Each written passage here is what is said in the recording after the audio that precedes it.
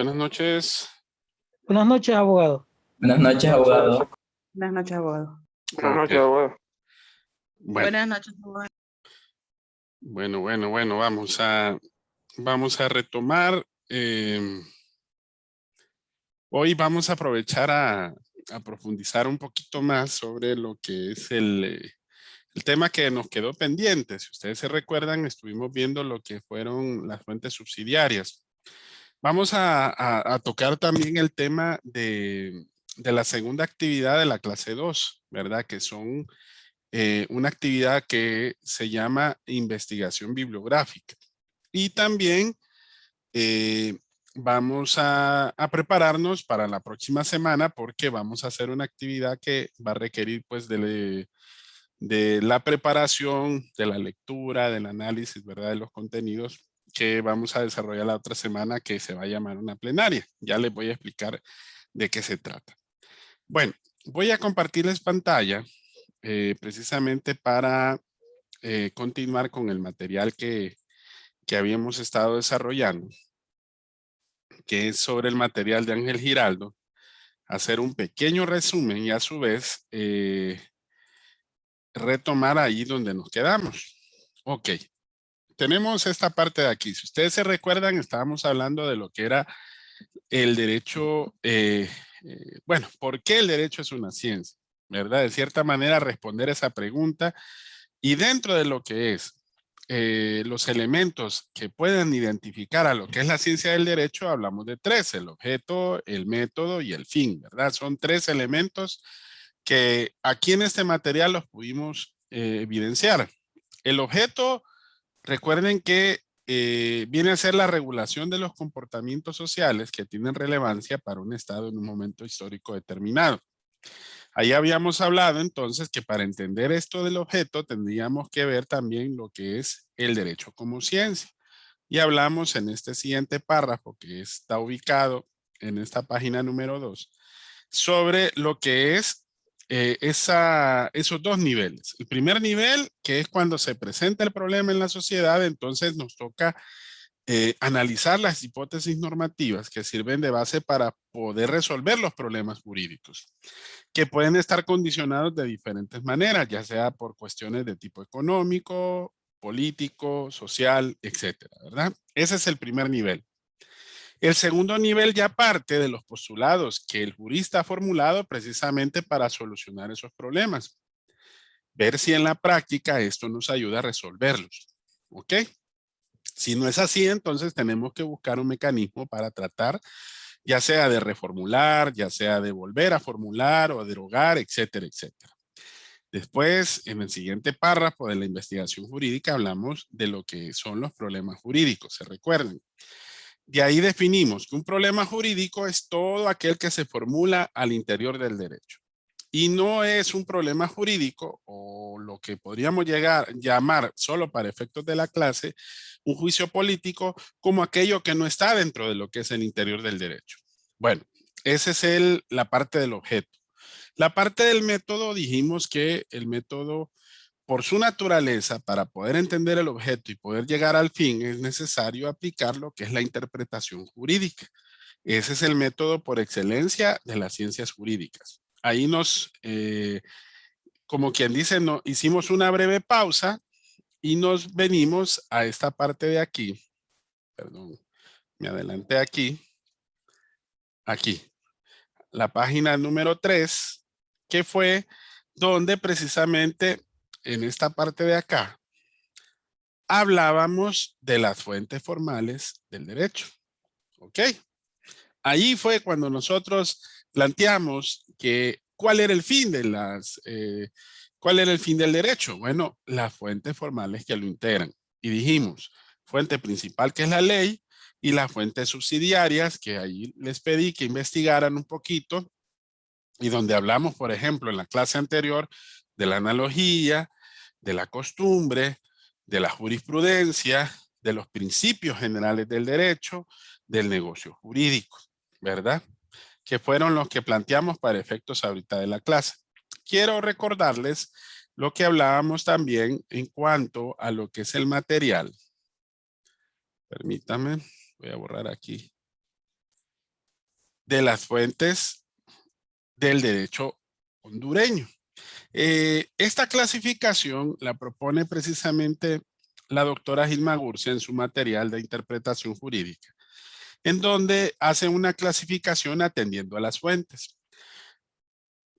Atendiendo a las fuentes, el derecho hondureño se clasifica en tres. De fuentes de derecho escrito, que son las leyes o normas, las fuentes de derecho consuetudinario o no escrito, y por último, más abajito, las normas de derecho jurisprudencial.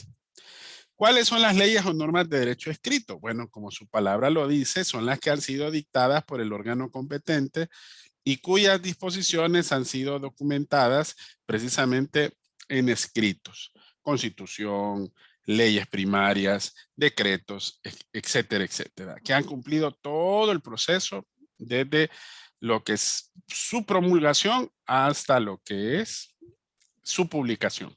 Normas de derecho escrito. Dígame, Joseph. Abogado. ¿Y los tratados? También. Ahí ¿También?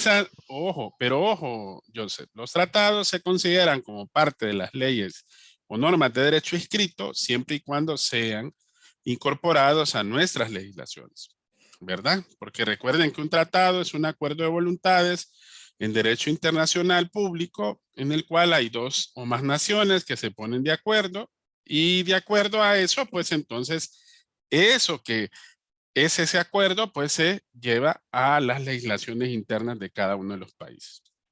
Eso, siempre y cuando sea escrito, es parte de las leyes o normas de derecho escrito. Ok, las de derecho consuetudinario, recuerden que hablamos de la costumbre. Como bien el término lo dice, son las generadas por los usos y costumbres. O sea, son reglas sociales de más o menos un uso medio largo, y que esas reglas se transforman en derecho positivo porque los individuos lo llevan a la práctica. Pero ojo, ¿por qué se convierten en obligatorias? Bueno, cuando la ley lo establece como tal. La costumbre solo se convierte en derecho vigente cuando el Estado lo reconoce dentro de su normativa. En nuestra normativa ahí lo dice. Miren, el artículo 2 del Código Civil. Aquí la costumbre no constituye derecho, sino en los casos en que la ley la remita a ella. En otras palabras, como fuente subsidiaria, ya lo plantea, que era lo que estábamos hablando, por ejemplo, con lo que era la analogía, si ustedes se recuerdan. Dos instituciones jurídicas muy similares, muy parecidas, en donde el derecho, la ley principal permite que esta fuente subsidiaria, que es la analogía, se aplique a ese caso concreto. Dos instituciones similares que permiten que se puedan implementar para resolver dicho problema. Bueno, los ejemplos que aquí están planteados están al final, al pie de página. Miren, hablamos de uno de ellos, el Código de Comercio, el artículo 1. Y hasta hablamos de un ejemplo. También se aplica el artículo 18 del Código del Trabajo. ¿Qué dicen esos dos artículos? Bueno, que se aplica todo lo que dice el código, pero en su defecto, cuando no aplique en aquellos casos que no están previstos en esas leyes, entonces, ¿qué es lo que se va a poner en práctica? En el caso del Código del Trabajo, aquí lo dicen, miren, sus reglamentos, leyes relativas al trabajo en primer término. Después siguen los principios del derecho del trabajo en segundo lugar. Y en tercer lugar, ¿verdad? Va de acuerdo con la equidad, perdón. Y en tercer lugar está la costumbre y los usos locales, pero en armonía con esos principios. Entonces, en defecto, en los casos no previstos, la ley permite que la costumbre se utilice como tal.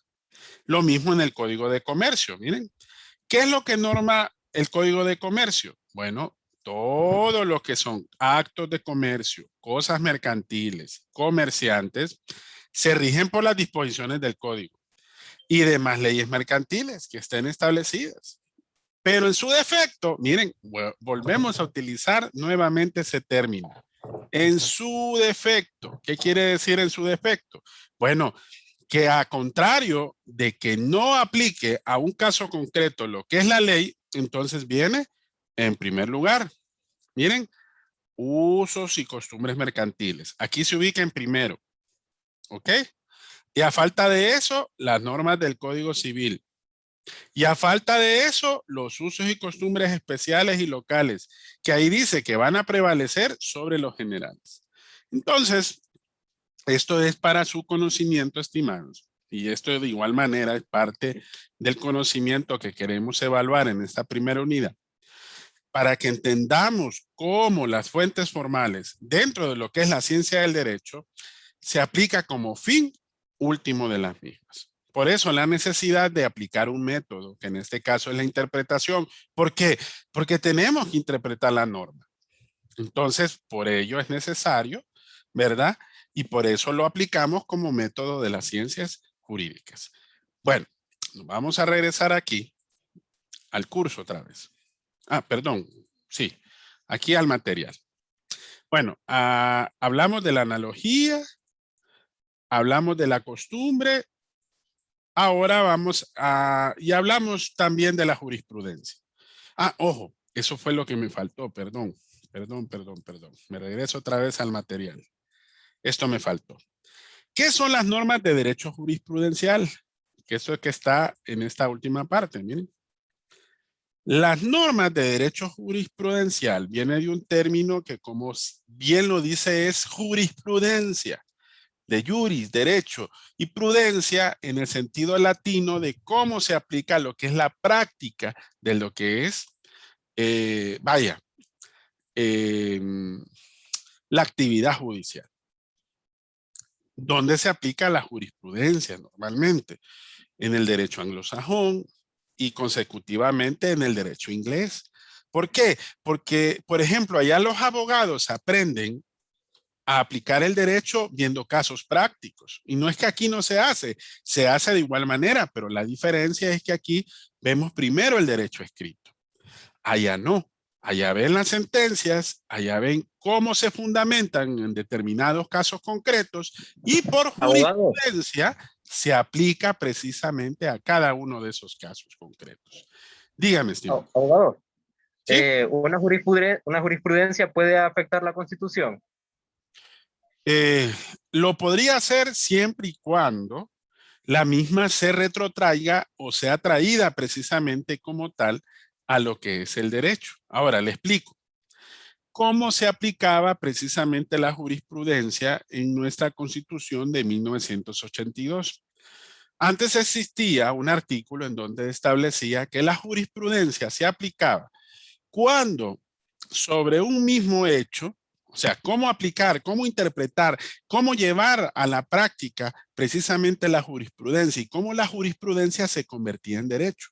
Bueno, los jueces, los abogados que precisamente participaban en esa actividad judicial, los jueces al momento de dictaminar o decir una sentencia, generalmente en determinados casos tratan sobre hechos y situaciones que son muy similares.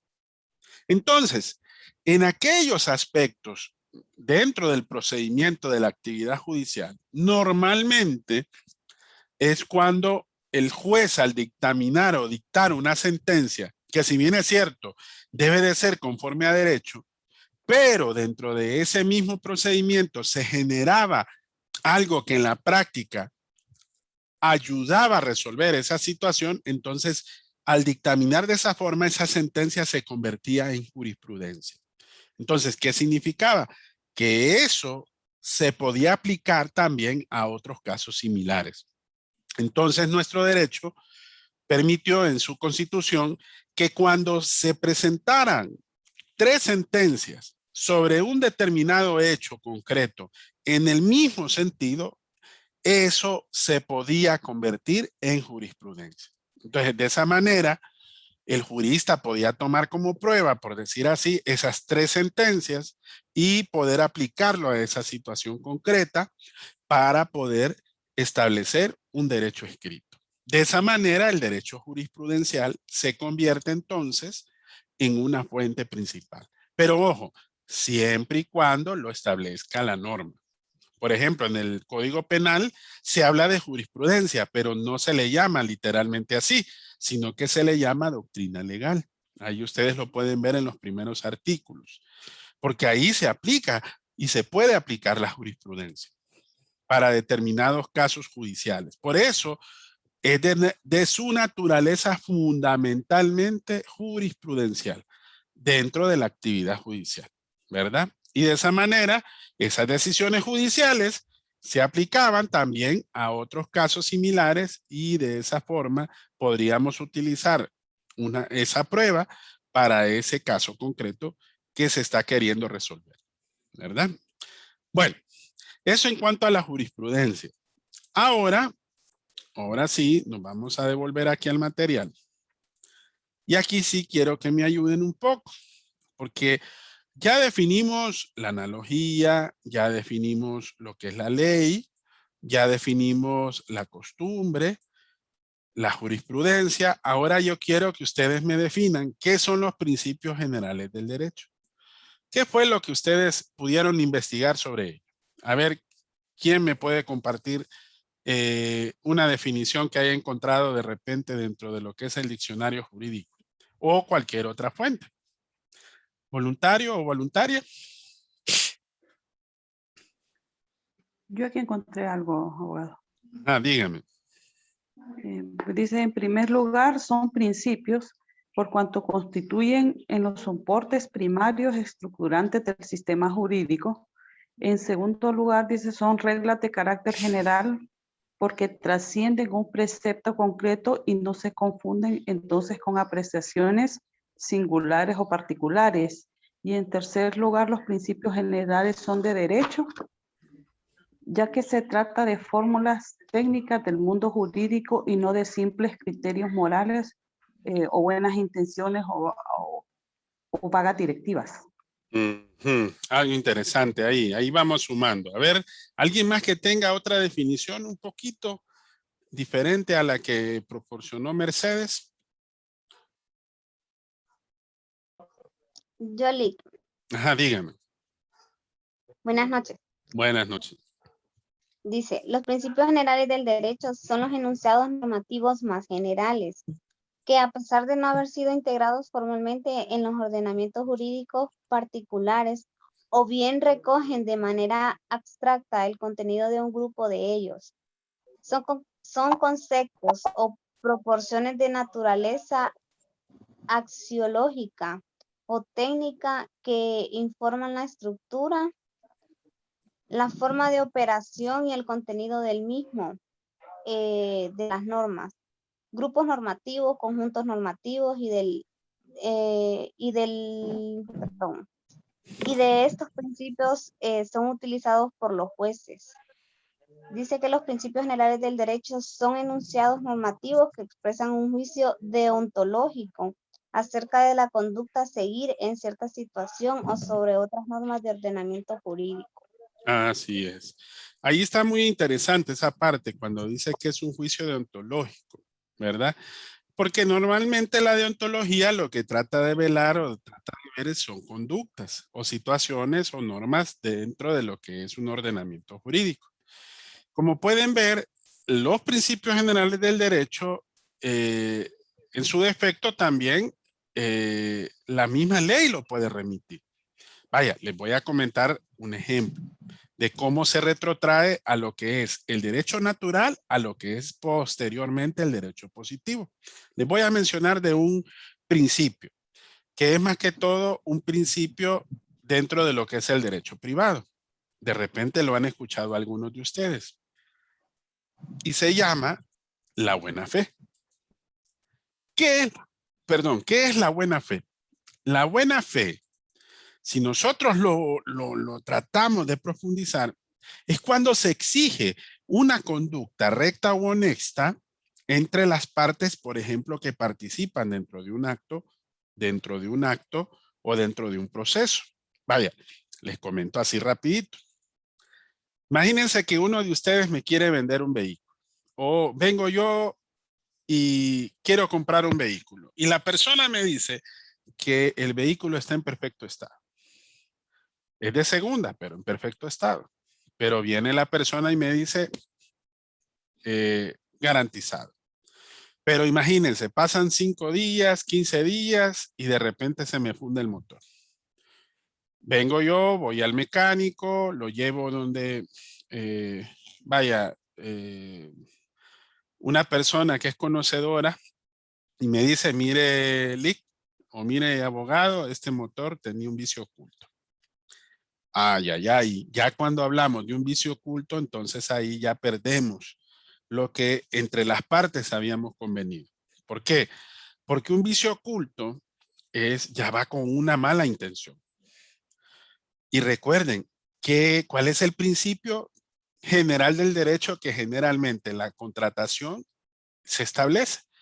Porque, ojo, cuando contratamos algo, vamos dentro de lo que es un objeto lícito, vamos dentro de un consentimiento, vamos dentro de lo que es un precio, una obligación que es recíproca, etcétera, etcétera. Pero cuando ya existe ese tipo de condición, entonces ya no hay buena fe. Pero muchos me dicen, bueno, abogado, entonces, ¿cómo yo puedo aplicar eso que se llama un vicio oculto? Porque entonces yo lo puedo demandar y puedo pedir que se me restituya un derecho debido a ese daño material que me ha causado por haberme entregado una cosa que no estaba en las condiciones que él me había dicho o que me había presupuestado. Entonces ahí tenemos un lío legal. Entonces, así es cuando nosotros nos toca ver dónde esos principios, como bien lo dijo nuestra compañera al final, como muchas veces están dentro del ambiente jurídico, pero no está dentro de lo que es la normativa. Pero fíjense de que en nuestra normativa sí está el principio de buena fe. Si usted se va al Código Civil, si usted se va al Código de Comercio, y si usted busca la parte donde menciona precisamente los contratos y las obligaciones, va a encontrar que existe un principio que se llama la buena fe. Y dice en el artículo del Código Civil que la buena fe se presume. ¿Qué significa una presunción? Significa que yo espero de la otra parte que lo que me ha dicho con respecto al objeto o con respecto al precio o con respecto a la obligación que presto, que lo estoy entregando precisamente con una condición que nosotros llamamos una conducta recta y honesta. En donde se pone un bien, que ya sea público o privado, en donde ambos convenimos y que de cierta manera tratamos. ¿Me entienden? Ese es un principio general del derecho. Ahora, en un comienzo, esto no estaba establecido dentro de lo que es la norma. Cuando ya se incorpora en la norma es cuando ya esto se convierte en ¿qué? Se convierte en una fuente principal. Otro principio que es muy mencionado también, lo que es primero en tiempo es primero en derecho. Han escuchado que eso se repite constantemente, pero fíjense que nuestra legislación no está tipificado de esa manera. No, es un principio general que nosotros generalmente aplicamos, por ejemplo, al debido proceso, pero el principio del debido proceso sí está, por ejemplo, en la Ley de Procedimiento Administrativo. Sí está, por ejemplo, en los códigos de procedimientos civiles. ¿Ok? Entonces, ahí es cuando ese principio general entonces se convierte en ley. Está implícito. Es un axioma, como decimos normalmente, es una verdad jurídica, que en otras palabras es como decirlo de esa manera, ¿verdad? Y así podemos mencionar otro resto de principios de principios generales del derecho. Estos que mencioné son dentro del derecho privado. Por ejemplo, está la pacta sunt servanda también, que se aplica al derecho internacional público, al derecho internacional privado. ¿Qué significa pacta sunt servanda? Significa de que los pactos se deben cumplir al tenor de los mismos. En otras palabras, son los tratados. Pero ojo, tratados entre personas que nosotros catalogamos como particulares, en donde un estado negocia con un particular o entre ambos estados. Todo tratado en vigor obliga a las partes y debe de ser cumplido por ellos como de buena fe, que ahí se une precisamente a lo que habíamos platicado. Y pues bueno, ahí hay otros principios, por ejemplo, en el derecho constitucional, el de igualdad, el de la jerarquía, el de proporcionalidad, de razonabilidad, el de subsidiariedad, etcétera. Esos son principios generales del derecho que se aplican también como fuente principal, ¿verdad? Bueno, ahora miremos la otra definición. La que nos falta, perdón, es esta, miren. Esta parte de aquí. El negocio jurídico. ¿Qué encontraron ustedes por negocio jurídico?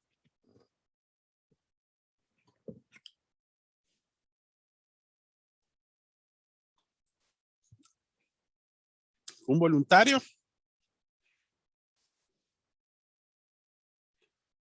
Negocio jurídico. ¿Qué será un negocio jurídico? A ver si de repente lo hallaron en el diccionario jurídico que les proporcionamos. Mónica. Yo, abogado.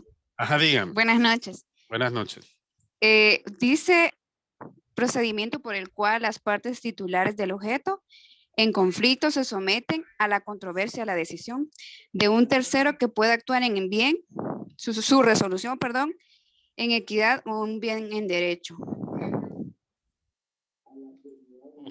Ok, está bien.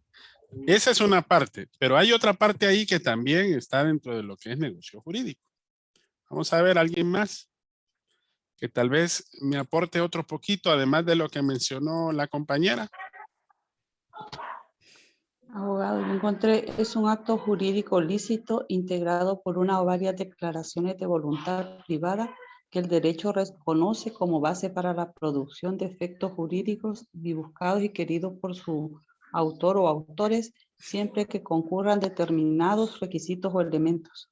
Ok, hay algo importante ahí que se suma a lo que dijo la compañera anteriormente, que producen un determinado efecto jurídico.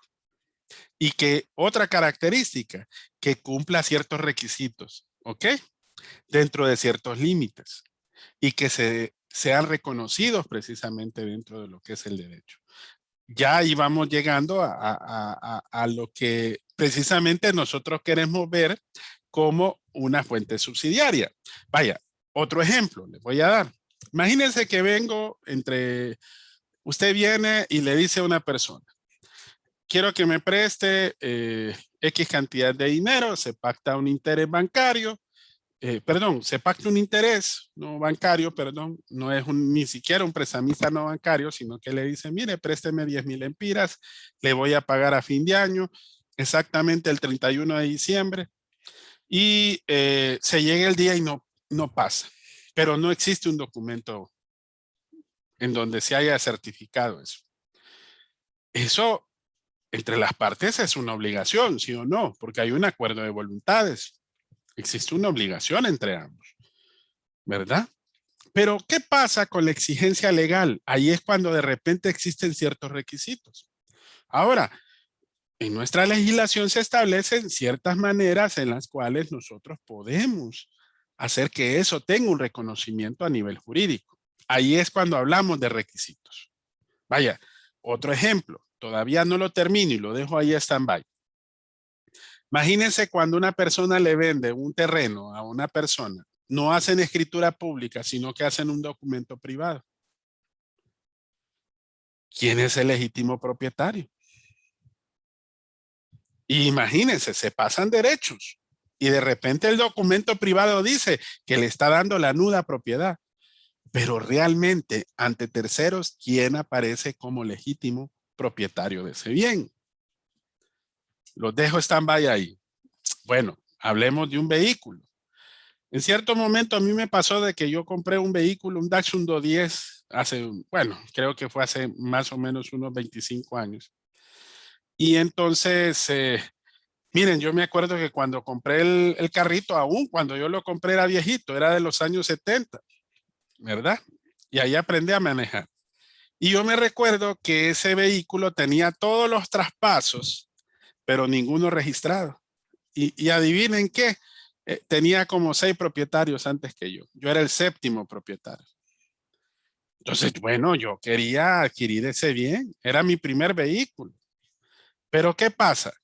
Yo para poder hacer ese traspaso tenía que haber registrado todos los traspasos porque era un tracto sucesivo de ese bien. Entonces, todos estos 3 ejemplos que yo les expuse se convierten en negocios jurídicos una vez que cumplen esos requisitos que la ley establece para que se conviertan como tal. Cuando pasa eso, entonces, eso que se llama fuente subsidiaria se convierte entonces en ley. ¿Por qué? Porque lo reconoce ante lo que es el juris o ante lo que es el derecho. Cuando ya hacemos ese cumplimiento de requisitos, entonces llegamos a un negocio jurídico, ¿verdad? Entonces ven cómo otra fuente subsidiaria se convierte en una fuente principal. Aquí hablamos de diferentes formas y maneras. Escritura pública, bueno, cuando se hace ante un ministro de fe pública y cuando el mismo es debidamente registrado ante un registro que por ley se establece para poder ver la protección de terceros. Imagínense que ese bien se haya vendido a otras 2 o 3 personas. Claro, el registrador no va a llevar a cabo dicho registro porque el mismo bien no le pertenece a esa persona o posiblemente hay algún litigio entre lo que son varias partes. Entonces, todo eso es como precaución, pero al mismo tiempo permite reconocer esos aspectos que son como la ley lo establece. Cuando es reconocido por la ley, entonces se convierte en una fuente principal y es ley para las partes. ¿Ok?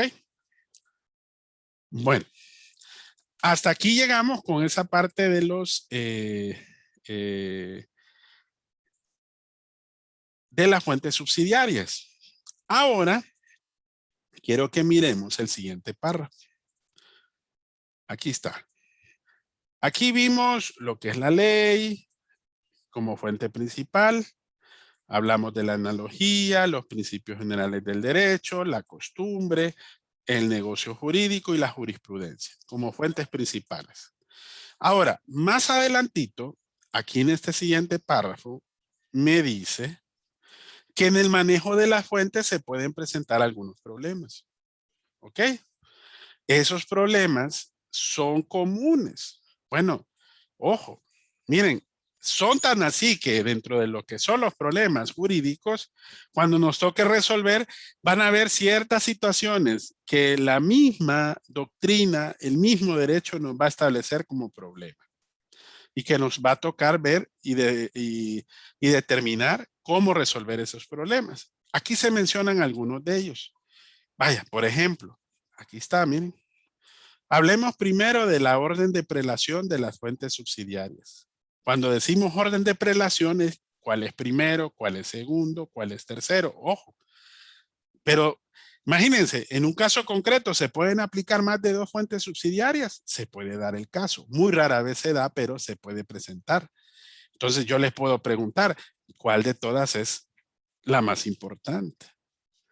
¿Pero de qué va a depender? Va a depender de la misma norma y del mismo acto o de la misma situación jurídica que se está llevando a cabo. Porque el derecho me tiene que dar la manera de resolver ese orden de prelación. ¿Qué aplico primero y qué aplico después? Ojo, ¿ok? ¿O cuál debo de aplicar en orden preferente hacia la otra fuente subsidiaria para que así se convierta en una fuente principal? Ese es uno de los primeros problemas. Veamos el siguiente. La jerarquía de las fuentes formales. La mayoría de ustedes, si ya llevaron teoría general del Estado, se van a fijar que hay una pirámide que ordena las normativas, que es la pirámide de Kelsen. Kelsen ubica las normas precisamente desde arriba con las normas primarias, entre ellas la Constitución, las normas secundarias, las reglamentarias y así sucesivamente.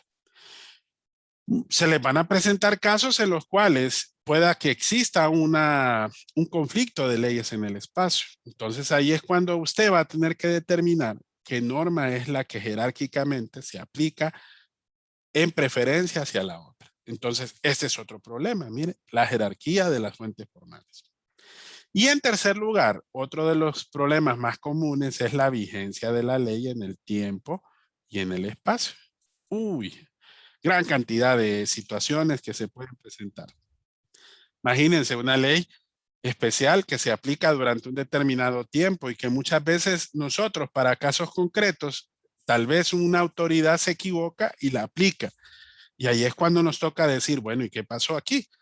De repente, la vigencia de la ley en ese espacio no era derecho positivo, no era derecho vigente, sino que tenía una vida efímera, una corta vida dentro de lo que es la normativa tal como está establecida en la ley. Vaya, por ejemplo, las leyes de presupuesto, que normalmente son durante el año fiscal. Las leyes de arbitrios, por ejemplo.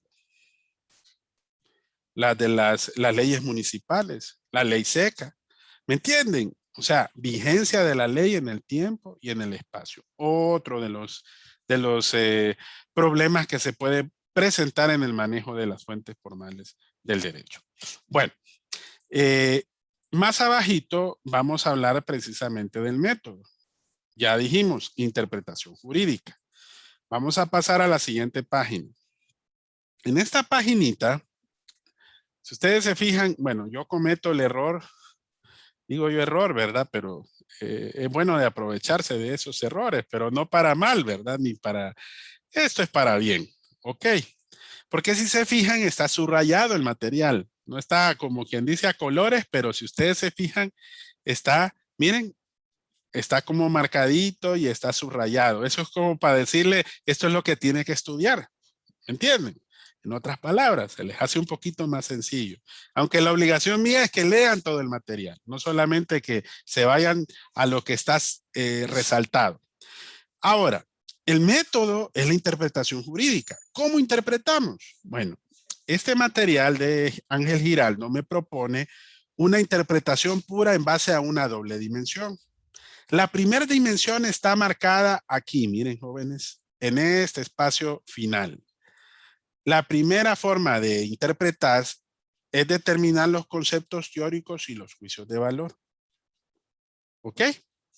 ¿Cómo interpretamos? ¿Qué es determinar el significado de un concepto teórico o de un juicio de valor? Vaya, por ejemplo, ¿se recuerdan que cuando hablamos del conocimiento yo les dije y le pregunté a uno de ustedes, deme el concepto de mujer, deme el concepto de silla, deme el concepto de un sujeto, un concepto de un objeto?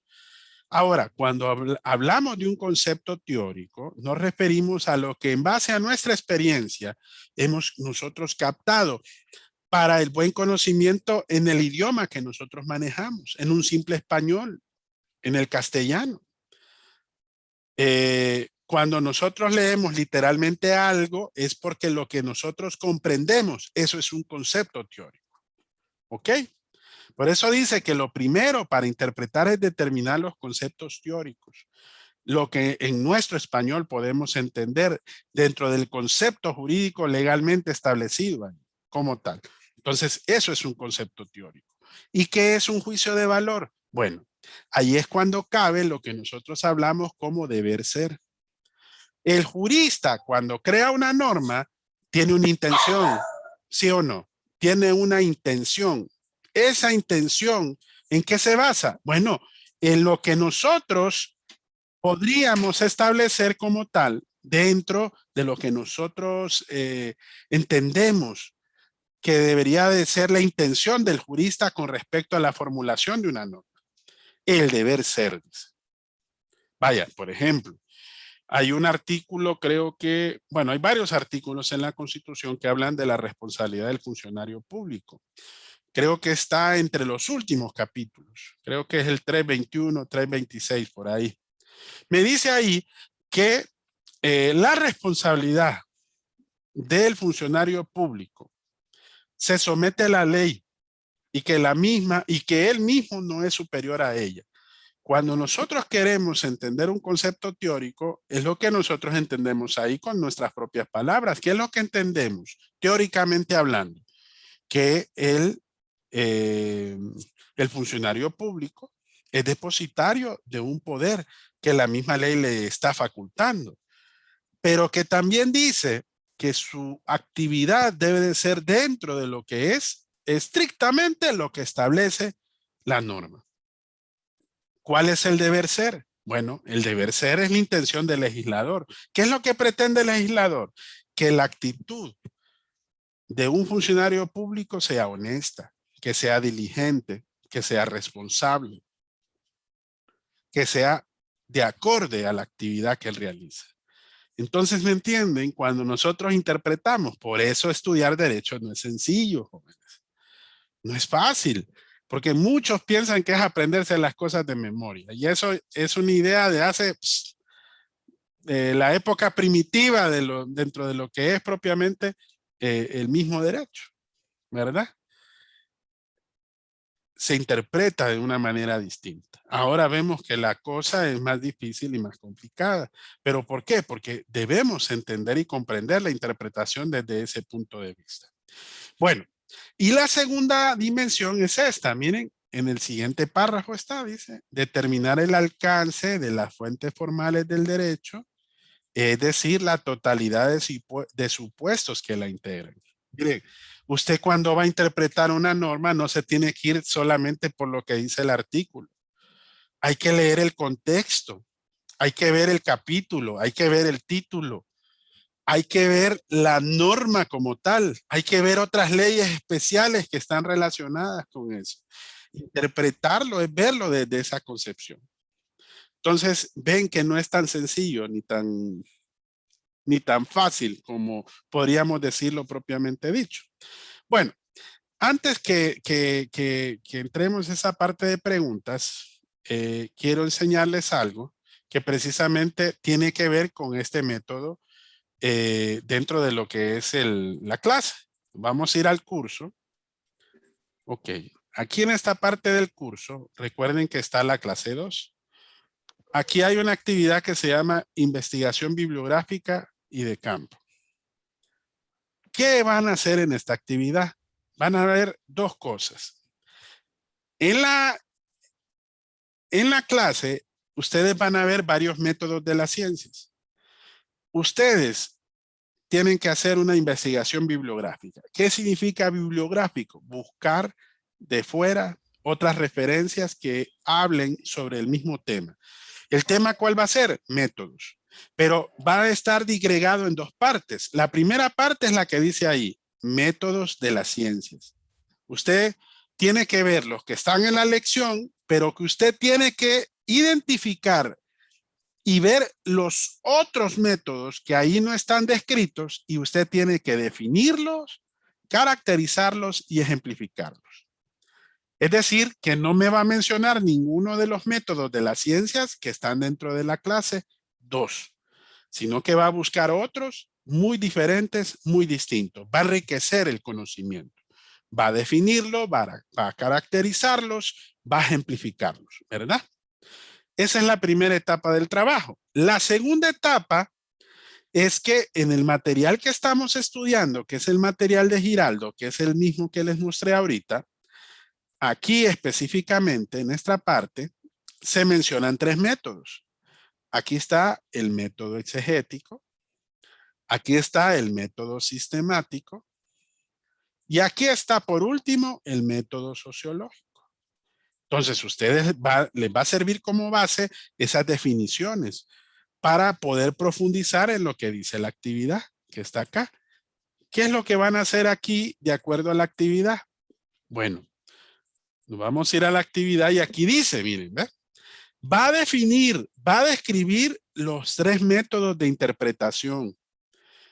Pero, ¿qué va a hacer en ese sentido? Bueno, ahí así conoce qué métodos son los que va a investigar. Va a buscar otra definición de método exegético, pero ojo, estos son métodos de interpretación jurídica, o sea que no tiene que buscarlos como métodos de la ciencia. Eso lo va a hacer aquí, ¿ok? Aquí usted va a definir, caracterizar y ejemplificar estos tres métodos de interpretación jurídica. Método exegético, método sistemático y método sociológico. ¿Ok? Y de ahí, pues, aquí viene cómo va a ser la forma de entrega. Recuerden que la tarea dice aquí que hay que entregarla el próximo viernes 11 de junio. En otras palabras, tienen a partir de mañana 8 días, ¿verdad? Exactitos, ¿verdad? Para poder entregar esta tercera actividad y segunda actividad grupal, ¿verdad? Recuerden, para poder hacer la actividad siempre hay que leer la clase. Bueno, no sé si hasta aquí, jóvenes, hay dudas, hay alguna cosita que de repente les gustaría profundizar antes de cerrar la misma, porque de ahí les voy a proponer una actividad que vamos a realizar la otra semana. Abogado, Dígame, Joseph. mucho gusto. Si se pregunta ¿por qué hice esas preguntas tan raras? Ajá. Es porque le manda saludos el abogado Carlos Argueta. Fue alumno suyo. Ah, gracias, Joseph. Ahí me lo saluda igualmente. Sí. También le manda saludos el abogado Alexander Ávila. Sí, me recuerdo, sí, así es. Qué bueno, me alegra mucho saber de Él ellos. también es docente. Sí, así es. Excelente. Mucho gusto, dígales entonces. Sí, no hay problema. Ok. Bueno, ¿alguna duda, estimados? ¿No? No, ninguna. Abogado, la Oh. tarea que vamos a hacer para el viernes 11 ¿es hecha en grupo o es individual? Es en grupo, Alejandro, ¿verdad? Ay, gracias, abogado. Es en Y grupo. Sí, una sí. pequeña preguntita más. ¿Cree que me Sí. podía aclarar un poco más el concepto de jurisprudencia? Ok. Recuerde que aquí estamos hablando de una fuente subsidiaria del derecho. Cuando Sí. hablamos de algo subsidiario, Alejandro, es algo, lo principal es la ley, ¿ok? La ley está en nuestro derecho escrito, pero hay diversas instituciones jurídicas que no están dentro de la ley, pero que me ayudan a resolver los problemas jurídicos. Recuerden que el fin de la ley, ¿cuál es? Resolver los problemas jurídicos. Ahora, pasa una situación. Hay aspectos que de repente no están estrictamente normados. ¿Por qué? Porque recuerde que la ley es tan general, la ley se aplica a todo, no es tan específica en muchos casos. Entonces, puede tener diversos espacios que todavía no se pueden cubrir. Entonces, para ello, como fuente formal, tiene las fuentes subsidiarias. Y como bien dice el término, es subsidiario, es secundario. Entonces, la jurisprudencia es una herramienta que tienen los jueces. Los jueces, aunque no lo crean, si bien es cierto, la jurisprudencia se aplica más en el derecho anglosajón, en Estados Unidos, en Inglaterra. ¿Por qué? Porque allá no es derecho escrito igual al nuestro. Allá ellos, todos los abogados estudian estudiando casos, es mediante estudio de casos. ¿Por qué? Porque ellos ven la práctica, las sentencias. Sentencia de fecha tal, este versus tal, dice, ¿verdad? Este caso se aplica al caso que yo estoy llevando, entonces lo presenta como prueba y de esa manera resuelven los problemas. ¿Me entiende? O sea, Sí, lo aplican dentro de la actividad judicial. En nuestro derecho, la jurisprudencia es una fuente subsidiaria, no es principal. La fuente principal es el derecho escrito.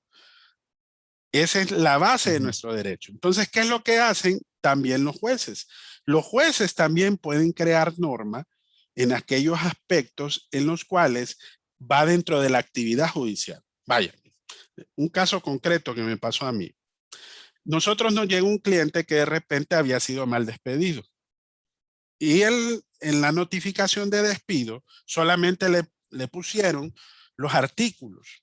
Le dijeron que le aplicaba el despido en vista de los artículos tales, tales y tales. Bueno, en nuestro derecho laboral se establece cómo debe de ser la notificación de despido. Pero ojo, Alejandro, el problema es que no lo dice literal. Entonces, ¿qué fue lo que pasó? Bueno, vino un juez que comenzó con esto dentro de la actividad judicial y de forma global, como interpretó la norma de manera así como interpretamos que es ver la totalidad de supuestos que integran la norma, se dieron cuenta de que la notificación de despido tenía que decir literalmente cuáles eran las causales por las cuales se había establecido.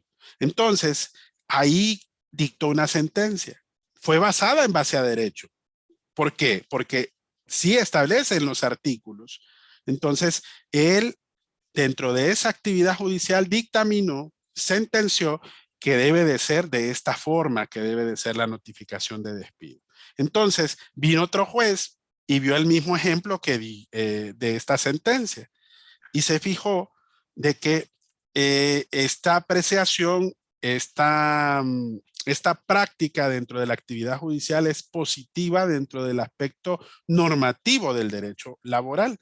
Entonces también resolvió exactamente de las mismas maneras y pasó nuevamente. Ahora, ¿qué pasó aquí, Alejandro? Es que ya se dieron 3 sentencias. Entonces, eso hace que se convierta en jurisprudencia. ¿Por qué?